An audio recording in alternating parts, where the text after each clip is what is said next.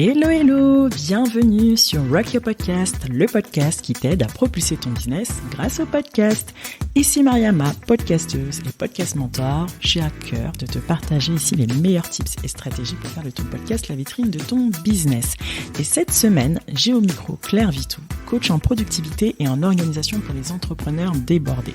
Elle est également hôte du podcast Bye Bye Procrastination, où elle partage sous format court des conseils et astuces pour améliorer sa gestion du temps et sa productivité. Claire va nous partager son retour d'expérience, elle qui a atteint le pic des 10 000 écoutes seulement 2 mois après son lancement. Son podcast lui apporte, tiens-toi bien, 90% de ses clients. Claire, comme tu dois t'en douter, est plutôt bien organisée dans la production et la gestion de son podcast. Elle nous livrera sa méthodologie et quelques conseils de productivité. Avant de te laisser découvrir notre échange, pense à t'abonner sur ta plateforme d'écoute préférée pour ne pas louper les prochains épisodes. Très bonne écoute! Bonjour Claire! Salut Mariama! Claire, tu es coach en productivité et en organisation pour les entrepreneurs débordés. Tu es hôte du podcast Bye Bye Procrastination, donc qui partage sous format court des conseils et astuces pour améliorer sa gestion du temps et sa productivité. Tu es maman d'un petit chat qui s'appelle Maurice. Et tu es fan de couture, j'ai vu ça dans tes stories. Ouais. Bah écoute, je vais te laisser te présenter, nous dire un petit peu plus ce que tu fais dans ton activité, puis ensuite on parlera de ton podcast. Yes, bah écoute, déjà merci beaucoup pour l'invitation. Je suis super heureuse de pouvoir échanger avec toi autour du podcast. Donc comme tu le disais, je suis coach en organisation et en productivité. J'accompagne surtout des entrepreneurs. Mon objectif, c'est en fait de les aider à construire leur fusée entre guillemets, donc le système d'organisation qui les emmènera un peu plus loin. Donc en fait, quand on est entrepreneur, on peut avancer sur un vélo et c'est très cool, mais du coup on met beaucoup de temps et beaucoup d'énergie à atteindre ses objectifs et pourquoi pas du coup se construire une fusée pour avancer plus vite. Et donc en fait c'est ça mon objectif dans mes accompagnements, c'est d'aider les entrepreneurs à comprendre leurs besoins en termes d'organisation, de structuration de leur business, etc.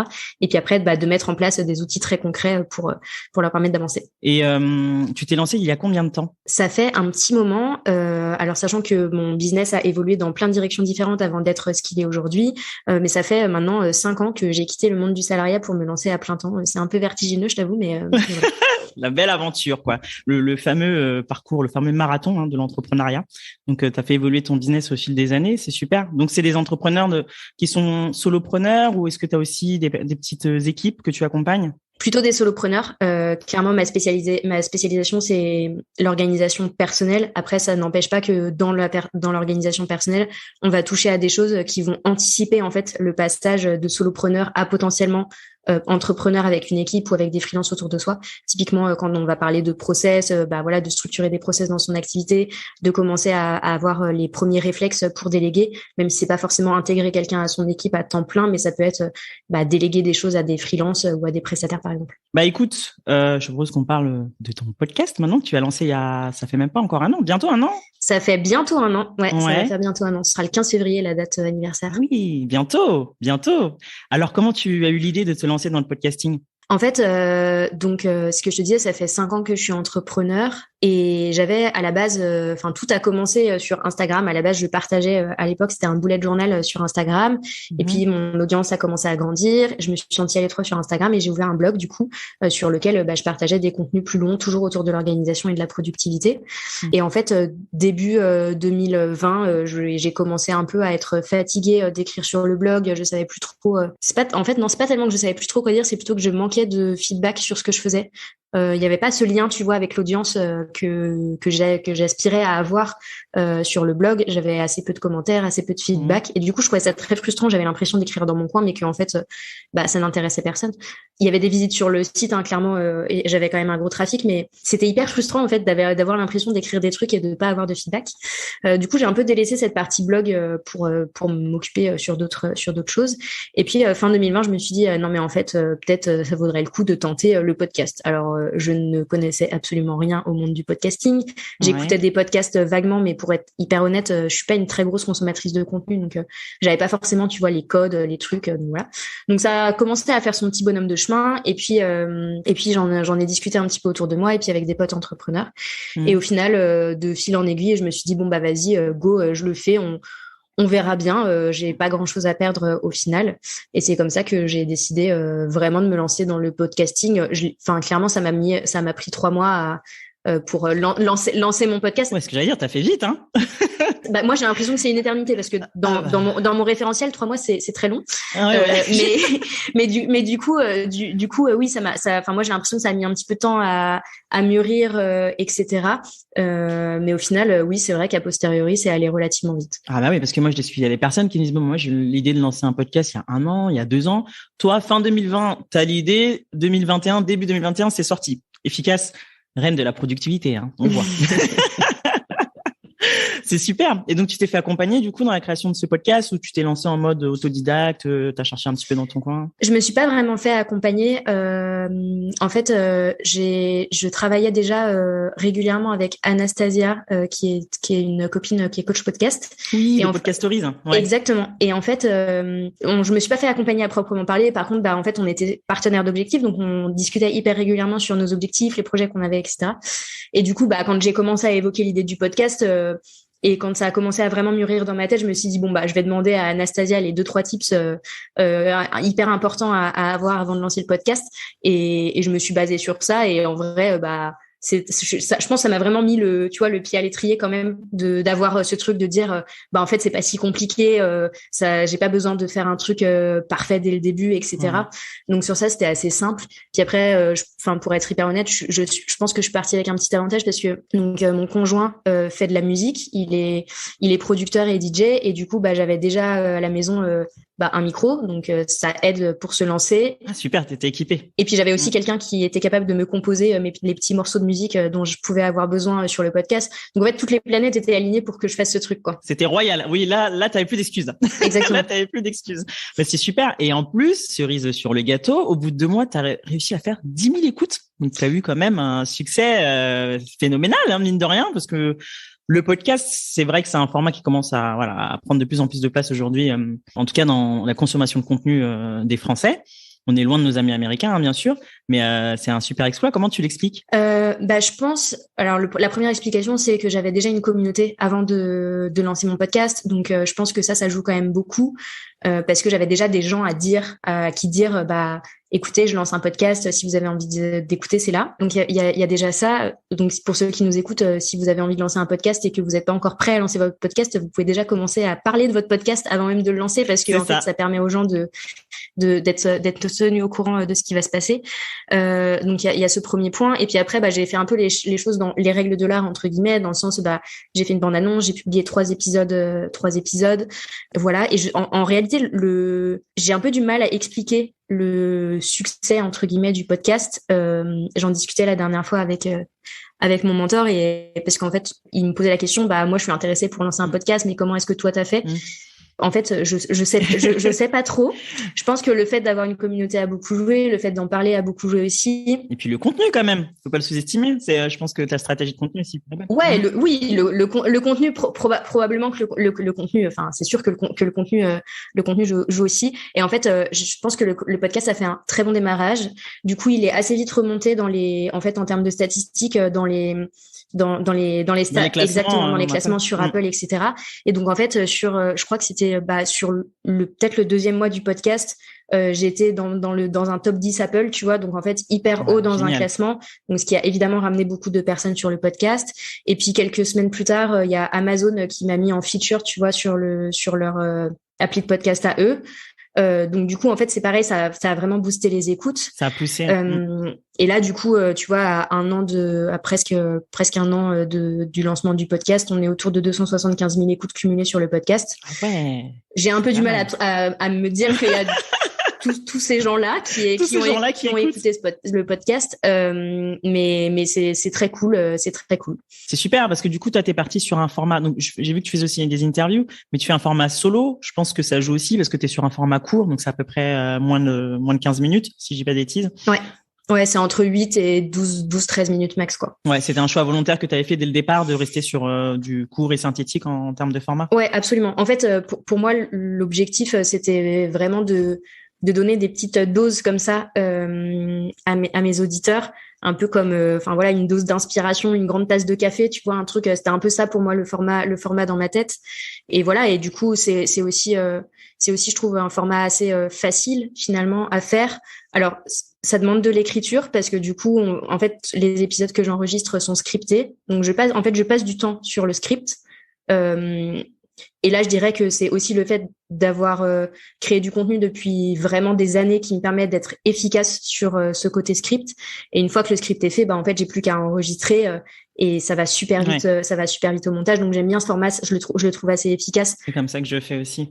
De mon point de vue. Et je pense que les auditeurs aussi apprécient le côté vraiment capsule, tu vois, genre vraiment capsule. Et c'est pas un truc, voilà, comme tu dis, enfin, c'est pas un truc inspirationnel où je vais raconter ma vie, etc. C'est un format un petit peu différent et j'aime bien ce format en vrai. Ouais, en mode quick tips, j'aime bien ce format aussi. C'est ce que je fais sur mon podcast. Pareil, c'est des petits épisodes de 15 minutes avec un petit partage d'expériences, des petits conseils facilement applicables. Donc, effectivement, je pense que ça plaît parce que là, on est dans une ère où les gens n'ont plus trop le temps. Enfin, on cherche de ce qu'on avait un peu le snack content, hein, des contenus faciles à consommer. En plus, le podcast, pour le coup, ça te permet d'être multitasking. Tu peux l'écouter partout. Tu peux être dans ta voiture, dans ta cuisine, en train de faire du sport. Donc, je pense que le côté pratique aussi, ça doit plaire aux audiences, en tout cas aujourd'hui. Après, c'est presque un reproche qu'on me fait, tu vois, en fait, enfin, pas c'est trop court, mais c'est trop dense, tu vois. Genre, j'ai des gens qui m'envoient un message, ils me disent, non, mais en fait, tes épisodes, ils sont trop bien, mais il faut que je les écoute 3 fois avant de... Ah ouais, avant de pouvoir ingurgiter. Avant avant d'ingurgiter toute l'information. J'ai souvent des gens qui m'envoient des messages sur Instagram en me disant j'ai pris des notes et tout. Mais après, moi, je trouve ça très cool, parce que du coup, je me dis que les personnes s'approprient vraiment le contenu et que c'est suffisamment riche aussi. Donc, je pense que, en fait, c'est clairement quelque chose que tu peux écouter et tu vas retenir 1/10 de l'information, comme tu peux, du coup, vraiment le prendre comme un format presque éducatif, tu vois, vraiment. C'est pas de la formation parce qu'il y a pas de suite logique, tu vois, mais il y a quand même pas mal de contenu et c'est assez dense généralement ce que je fais en termes d'épisodes. Ouais, c'est court, mais du coup effectivement, ce qui est pratique, c'est que tu sais où retrouver l'épisode de podcast. T'as besoin de le réécouter. Contrairement à un post Instagram où il faut que tu retournes sur le feed, etc. Là, tu vas sur ta plateforme d'écoute. Complètement. Tu repères l'épisode et voilà, tu réécoutes plusieurs fois. En plus, c'est court. Pour le coup, 15 minutes, ça va vite, quoi. Donc, c'est ultra pratique. Est-ce que tu fais une retranscription sur ton article de blog de l'épisode? Comment tu l'intègres du coup dans ta stratégie de contenu global? Alors, dans un monde idéal, oui. Après, ça n'arrive pas à chaque fois parce que des fois, j'ai pas forcément le temps sur le moment de remettre sur le blog. Mais par contre, tous les scripts, oui, ont vocation à se retrouver sur un article de blog. Souvent, c'est assez brut. Je vais juste modifier les titres pour que ce soit un minimum lisible, faire ressortir les points, voilà. Et puis évidemment enlever toutes les expressions à l'oral, quoi, ce qu'on a eu de liaison, en fait. Ouais, c'est ça, parce que en fait au final je me rends compte, tu vois, et c'est ça que j'ai bien aimé dans le côté podcast, c'est que je me rends compte que j'écris presque les épisodes de podcast comme j'écrirais un article de blog, au sens où les structures sont relativement similaires et en fait le contenu s'articule plus ou moins de la même manière. Par contre, j'aime bien le côté oral. Je trouve que ça donne aussi, ça crée aussi du lien avec l'audience, le côté la voix. Tu vois, en fait, t'es dans les oreilles des gens. C'est pas du tout la même chose que d'avoir du contenu visuel. Mais du coup, ça se prête assez bien en fait à le contenu justement capsule comme ça, assez court. J'ai pas un effort immense à faire pour après le mettre sur le site internet et du coup potentiellement faire en sorte que ça participe à mon référencement sur internet, etc. Quoi. En fait, je fais copier-coller, je mets des titres, je fais ressortir les choses, j'écrème un petit peu et puis c'est tout, quoi. Ouais, c'est toute la magie du podcast, c'est que tu peux recycler du coup ton contenu limite à l'infini, quoi. Donc là, le script en article de blog, tu prends quelques passages, tu en fais des petits posts Instagram.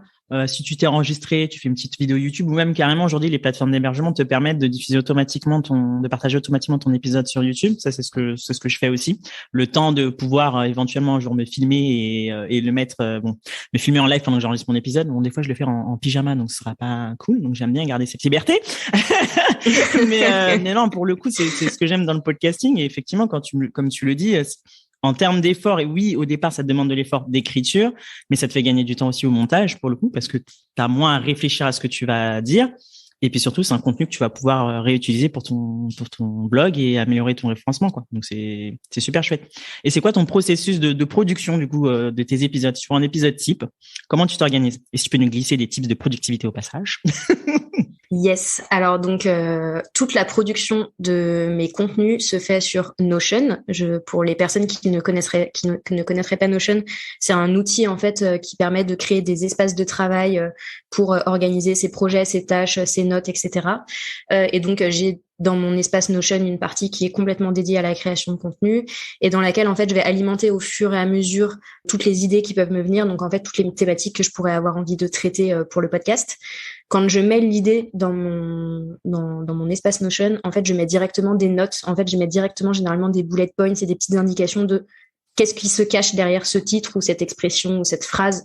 Parce que du coup, la Claire du futur peut avoir besoin de ces informations pour se mettre le pied à l'étrier et commencer à rédiger.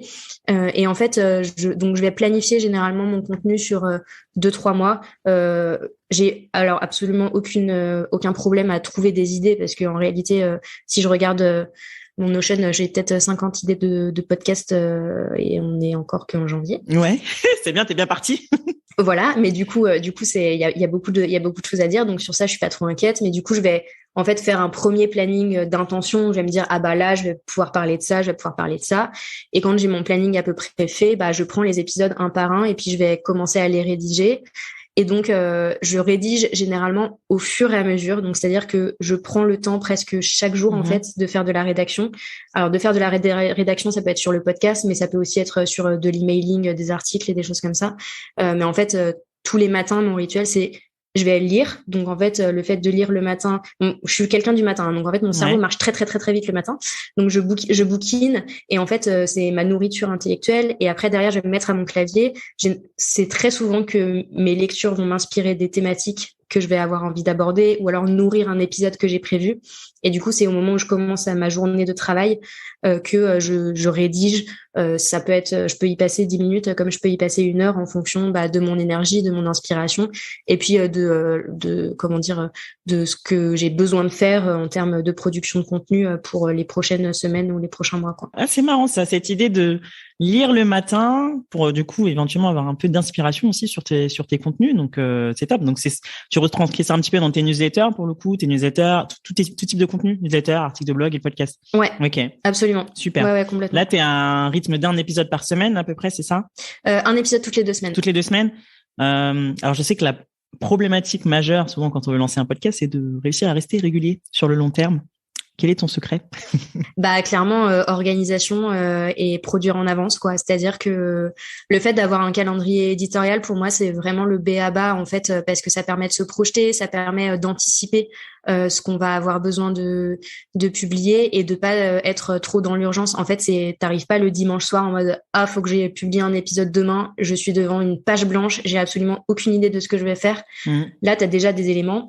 Et en fait, même si moi, ça m'arrive hyper régulièrement de faire des modifications dans mon calendrier éditorial, en vrai, ça change tout le temps en fonction de ce dont j'ai envie de parler, de mes actualités sur le reste de mon business et tout.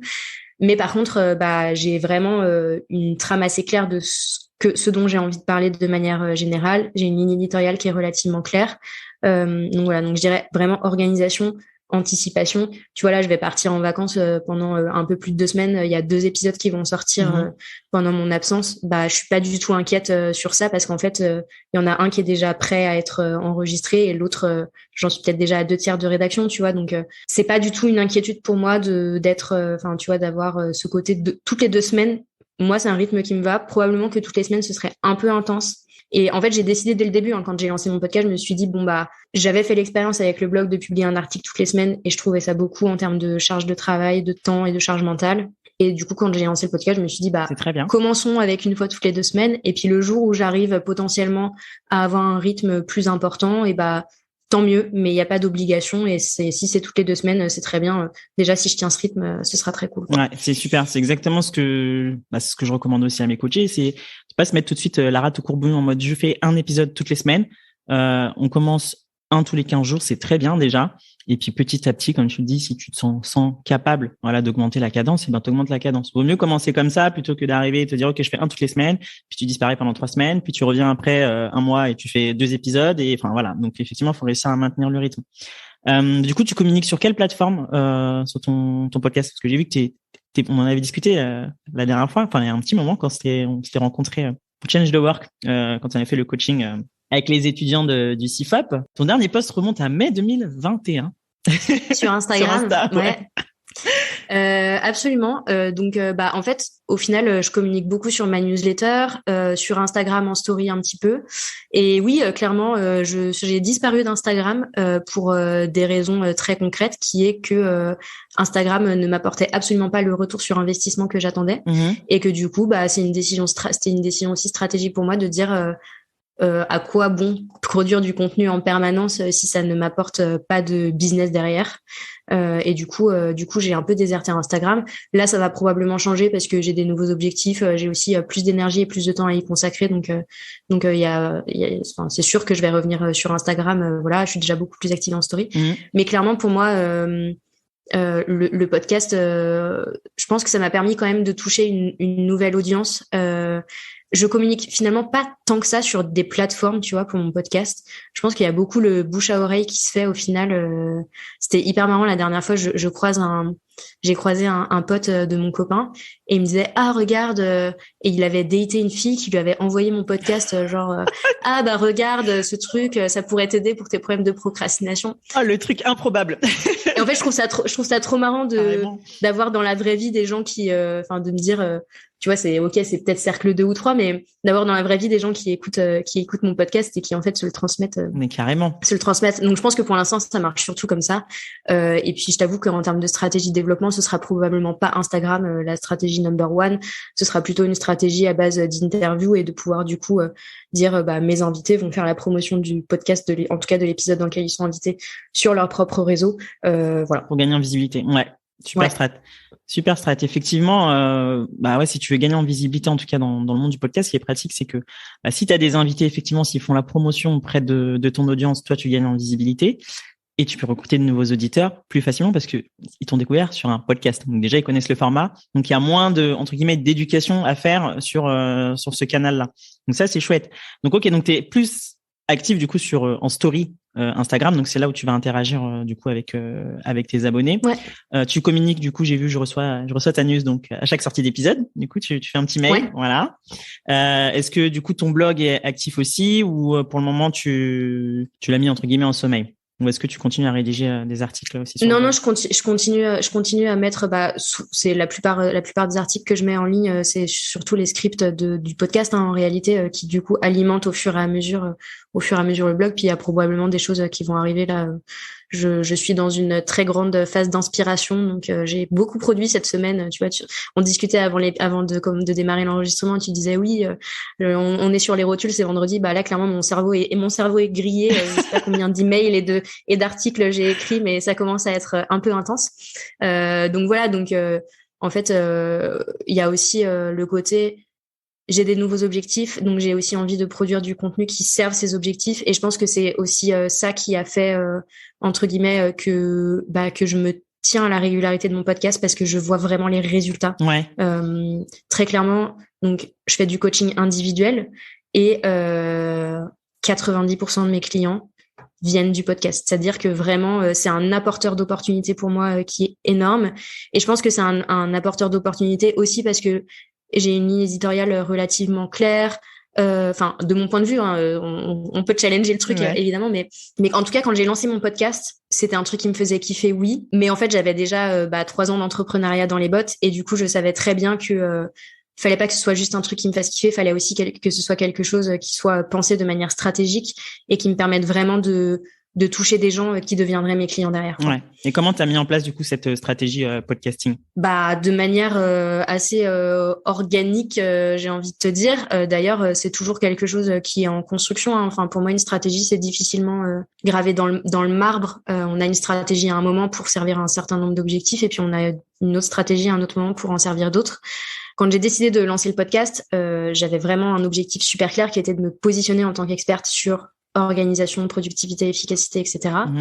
Et du coup, c'était vraiment ça mon objectif, d'avoir du contenu hyper qualitatif sur ce sujet.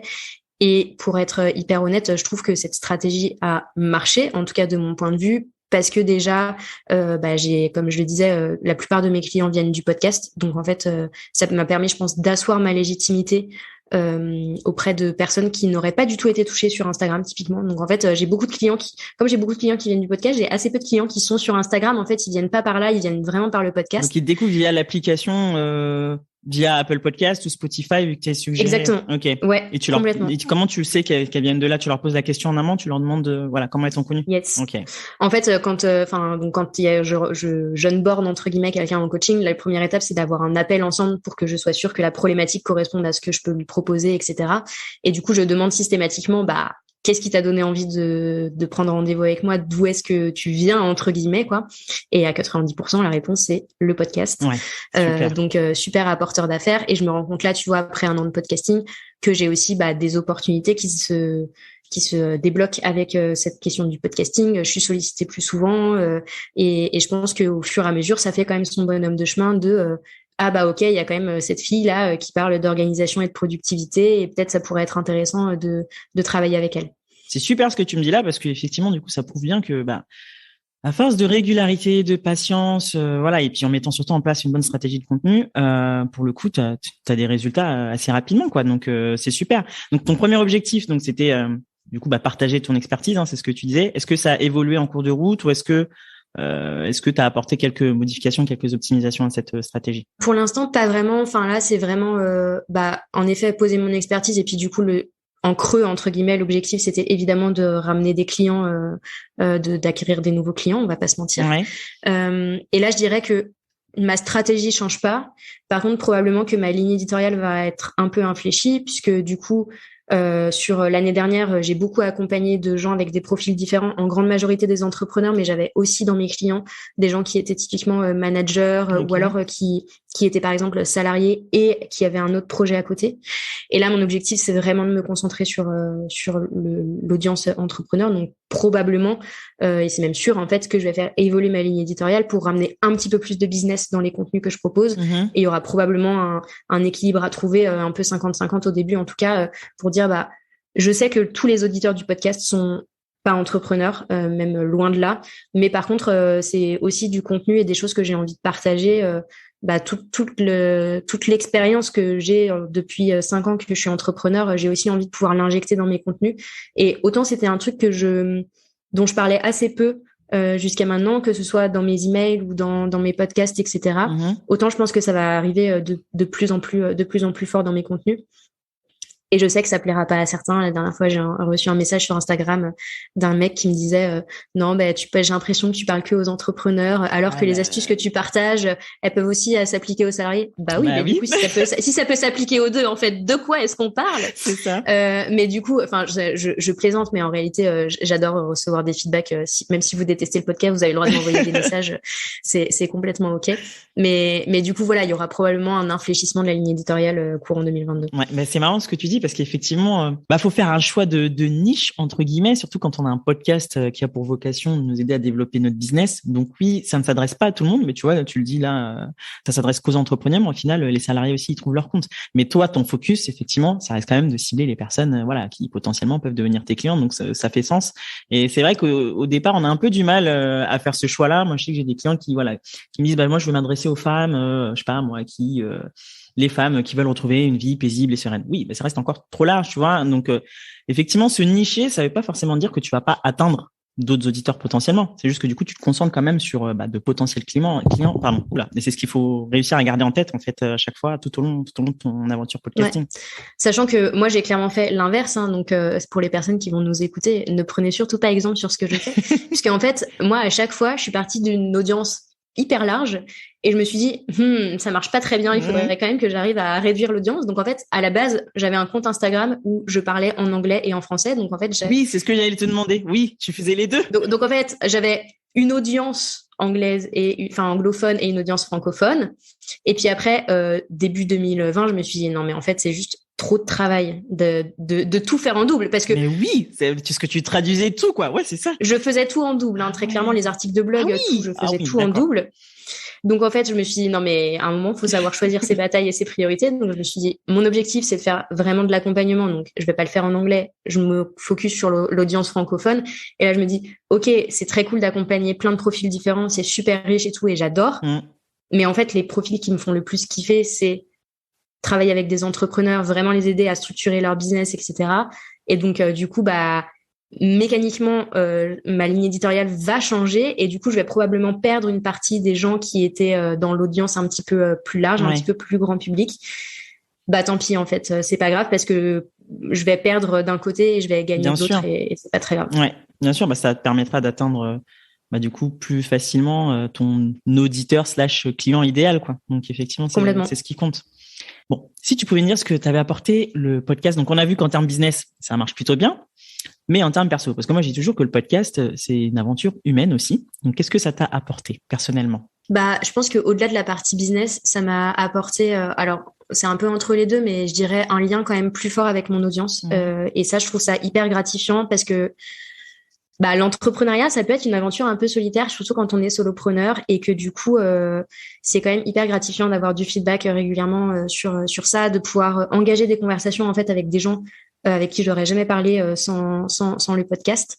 Et puis aussi, rencontrer des gens tout simplement que j'aurais jamais rencontré sans le podcast. C'est vraiment pour moi une espèce de fenêtre sur le monde. C'est un peu comme si j'avais ma porte et puis les gens se sentent beaucoup plus libres de frapper à ma porte et puis de venir parler avec moi.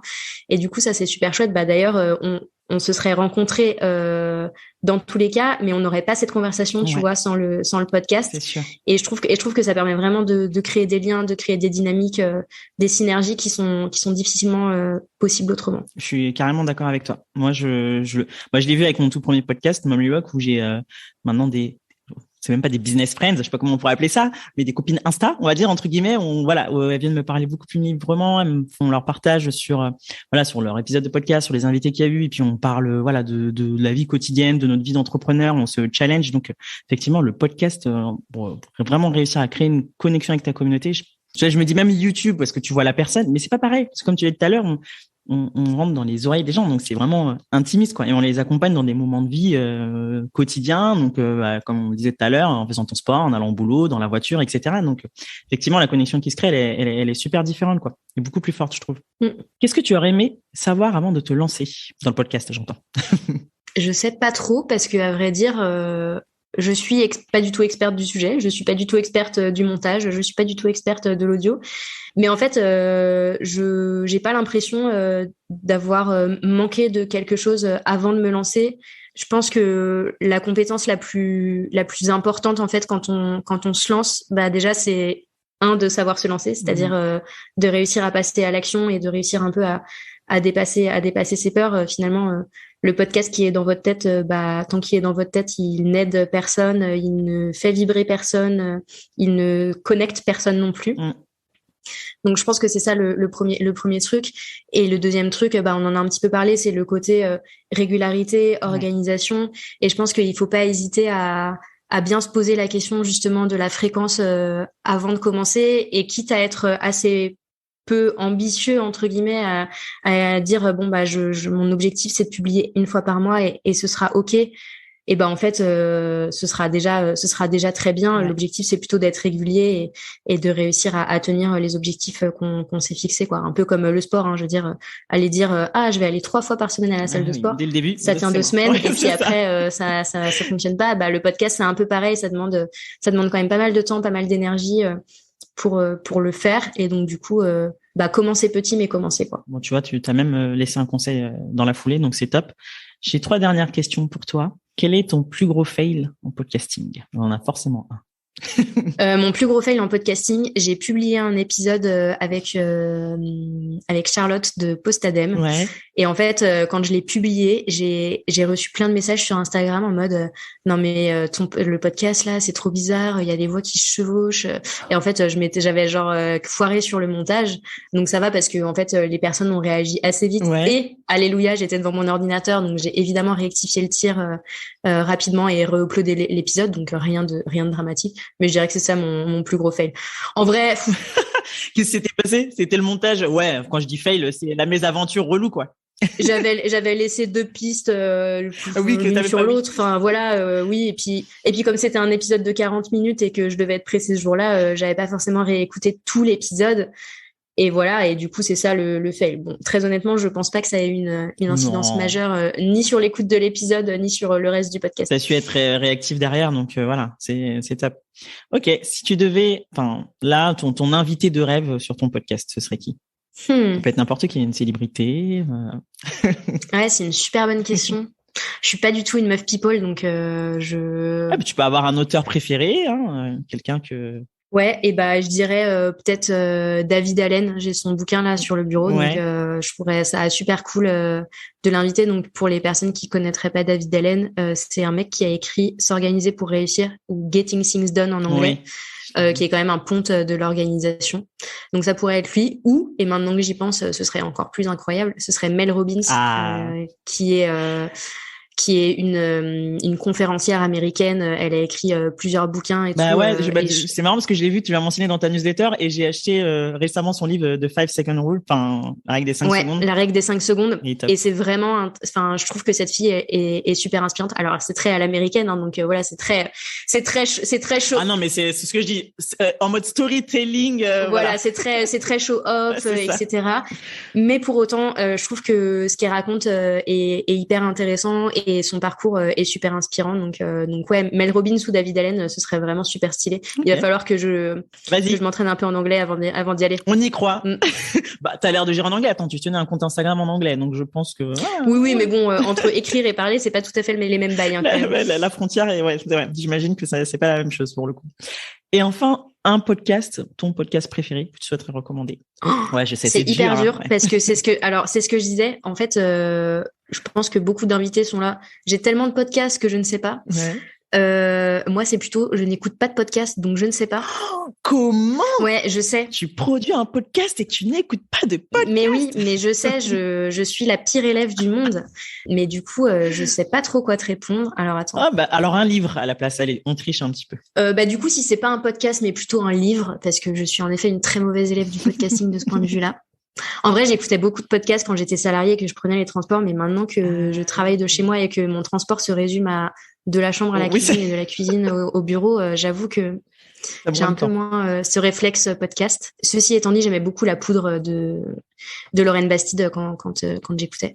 Mais du coup, si je dois donner un livre, et du coup, ce sera un livre un peu plus business, organisation, je dirais The One Thing, Passer à l'essentiel, qui est un bouquin que j'ai lu assez récemment et que j'ai trouvé hyper impactant. Le principe, c'est vraiment de dire, vous pouvez pas tout faire à la fois, donc concentrez-vous sur un truc, faites-le bien, faites-le à fond, et puis ce sera déjà pas mal. Et quand vous aurez fait ce truc-là, vous pourrez passer à la priorité suivante. Super. Tu me donneras, The One Thing, et c'est de qui? Je le mettrai dans les références de l'épisode. Gary Keller. Ok. Ah oui, je connais. Ok. Écoute, on arrive à la fin de cet échange. Est-ce que tu aimerais partager quelque chose au niveau de tes actualités aux personnes qui nous écoutent? J'ai pas d'actualité spécifique en dehors du podcast, donc allez voir le podcast Bye Bye Procrastination si vous avez envie de vous organiser, etc. N'hésitez pas à m'envoyer un petit message si vous le faites. N'hésitez pas à m'envoyer un petit message sur Instagram. Je serai évidemment ravie de vous répondre et puis de voir que vous venez depuis cet épisode. Et puis voilà. Et là, je vais lancer du coup vraiment une newsletter centrée entrepreneur, donc vraiment avec du contenu spécifique pour les entrepreneurs, soit qui se lancent, soit qui sont déjà en cours de lancement. Et donc du coup, pareil, ça va surtout se passer sur Instagram pour s'abonner et avoir du coup du contenu exclusif. Il y aura des mails, des masterclass, des interviews, des choses comme ça. Tu vois qu'il y a des choses à dire quand même sur les actus. Une espèce de club privé en fait pour les entrepreneurs, c'est ça l'idée. Super, on a hâte de voir tout ça. Écoute, merci pour ton temps, Claire, c'était super. Merci à toi, Mariama. À bientôt. Ouais, à bientôt. Merci pour ton écoute. Si cet épisode t'a plu, n'hésite pas à le partager en story en notifiant mon compte Instagram Rock Your Podcast pour que je puisse la repartager à mon tour. Tu peux aussi soutenir mon podcast en lui mettant 5 jolies étoiles et un super commentaire sur Apple Podcast.